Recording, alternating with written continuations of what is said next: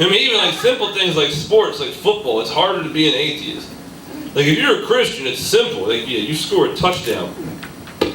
Up there, mom died, that one's for mom. But atheists, I gotta do a bunch of fucking math for that. Just that's a touchdown. I scored a touchdown, but while I'm in Minnesota, Dad died in Baltimore. Never eat shredded wheat. Baltimore Southwest. You can't point out. It's too much fucking. I don't believe in that. And I would have to point to where the body was buried. And I don't feel like doing that much math every time I get in the end zone. And I'm saying this as a person that is of a size that you know has never been in an end zone. So then I was like, maybe I can find a way to make all these 2,000 years, because like regardless of how you believe in religion, it's kind of gone astray from how it was planned 2,000 years ago, right? Like it's a couple too many people have died, just maybe a little bit. And I was like, maybe I can figure out something that we maybe overlooked. All religions that would make it so everybody can still believe. And I was like, any religion, you know, if you're a Muslim, Christian, Judaism, there's probably not any Jews in here.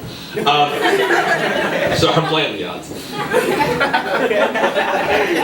my God. Just that. Your goal is to be close when you pray. Your goal is to be closer to God. Am I correct? Right? You want to be closer to God. That's the whole thing. If you're trying to be closer to God, why do you kneel?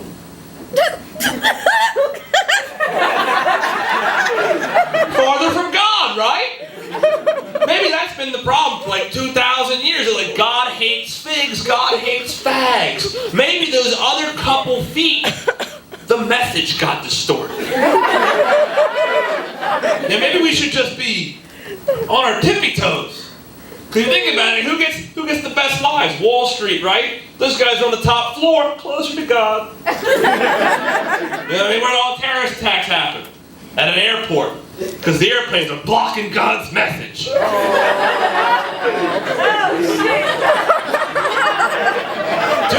years, maybe you've been believing the right way, but the message has just gone right over your head. Same thing happened when I told the joke that I did last night. Like everything else, all the laughs went right where they were supposed to, but one person said, "Oh."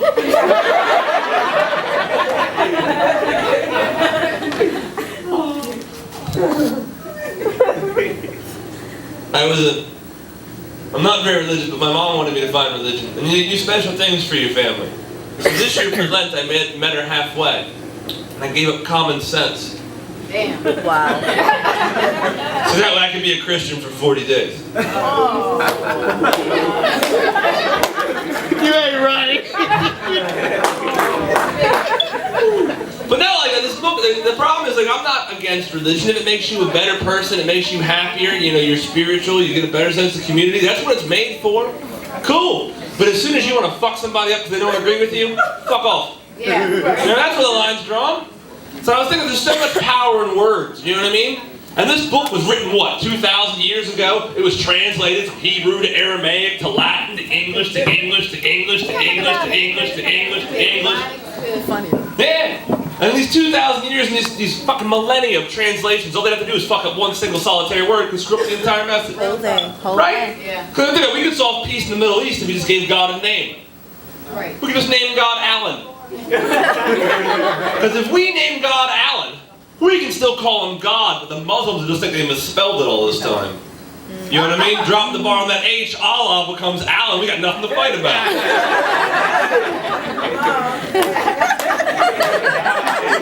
A lot of power in words. So I'm sitting there and I'm reading this book, this Bible, looking for loopholes.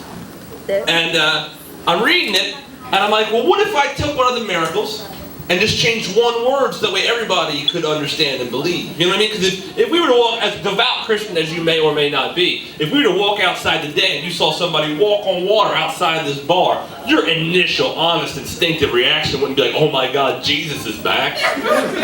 You'd be like, great fucking magic trick. Right. Because the only miracle we're 100% sure that Jesus did commit was to be one of the last Jewish men to die with a full head of hair. That's not racial, it's genetic observation. They don't age well. You're right.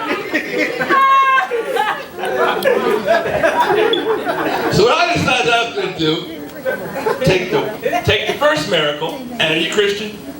No. Cool. Christian? I need a fact checker. Right here. Alright? Right here, Christian? fact Cool. checker. You can be my Christian fact, just to make sure that I got it right. Why you gotta tell everybody? Well, they know more about it than I do. I skimmed through the book just to make sure I got this joke right. Alright?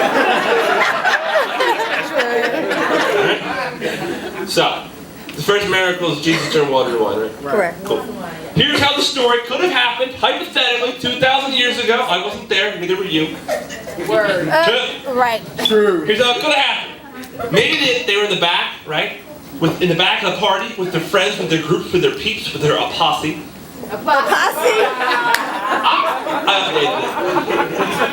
And Jesus in the back with his 12 friends, and Peter, that's an apostle, right? Peter looks outside and goes, Jesus, we only got wine for 20 people. There's 40 people outside. We're fucked, Jesus, because Peter was a potty mouth. But Jesus is a problem solver, right? The thinker. Maybe just Jesus looks outside and sees water. Maybe Jesus goes outside to get water. Maybe he comes back in with water and comes out with wine. Now, if you're on the other side of the curtain, you might deduce that Jesus turned water into wine.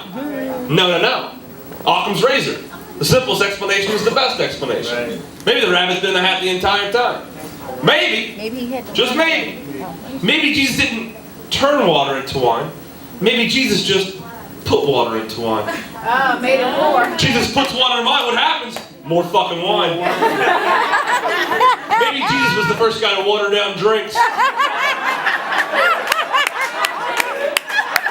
where it come from, huh? That was real. That was Thank you. funny though. It was funny though. It wasn't even blasphemous, was it? It That's wasn't not how the story goes, but it was funny though. It said how it could have went. Hypothetically, Yeah, it change was- one word. You No, know that's what I what I'm mean? saying. It was I good. think about it, it could be God hates fags. Maybe it's God ate fags. Then all of a sudden cannibalism's an issue. That's not it. That's just a letter. One letter. You know what I mean? All I have to do is smudge the H on that Westboro, and all of a sudden they're eating people when that's disturbing. Yeah, I don't participate in that. I feel really bad for people with cerebral palsy that have to walk through gang neighborhoods. Or even You know, 'cause- that's not something. That's the Crip gang sign too. I googled it. For all authenticity. Come on. It's actually not true. I had a Crip gang member teach me, but I just say the first line so I don't scare white people. That's actually why I read that line. It really is.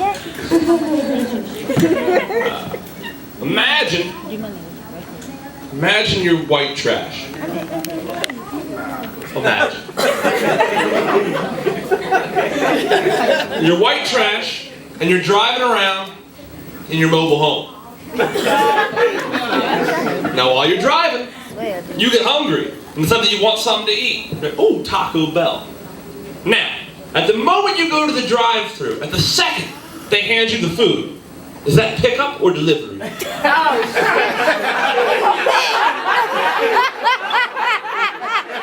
Because you're in your home.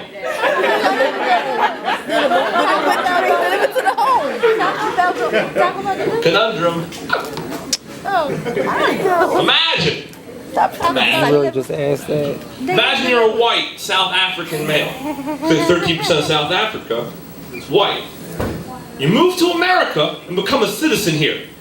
Now, a white guy beats the shit out of you because he doesn't like what country you're from. Should the NAACP get involved?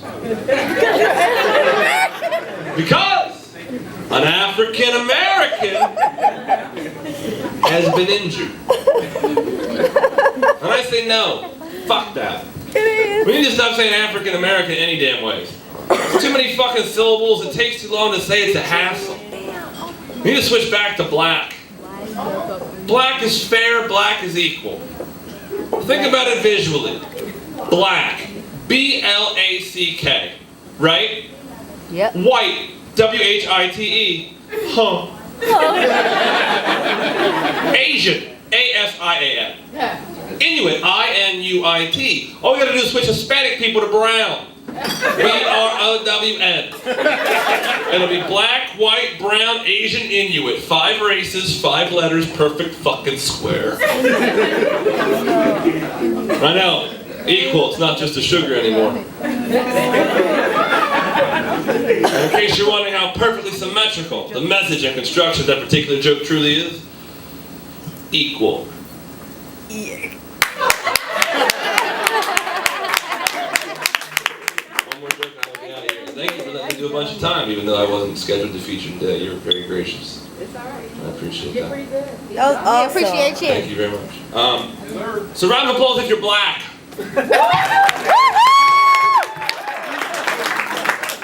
I mean, me too, technically. I'm Native American, so I mean, yeah, if the Klan came in here, they'd fuck you up first, but I'd get a blood test and I'd be right behind you. That Jim Crow is a motherfucker. Round of applause if you believe in Jesus. Hallelujah. Here's the problem if you clap at both of those questions.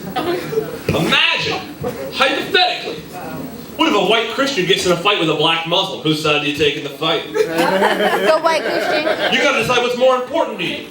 External or internal? Inside or outside? The white. Who do you love more? Black people or Jesus? Jesus.